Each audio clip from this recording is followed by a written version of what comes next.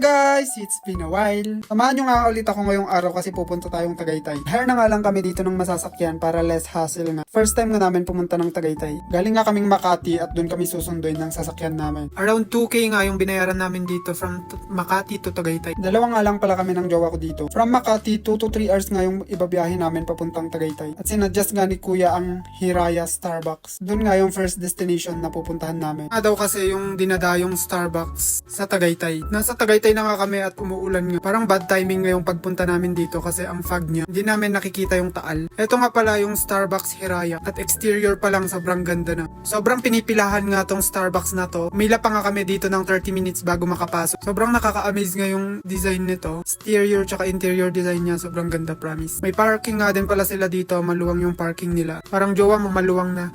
Huy!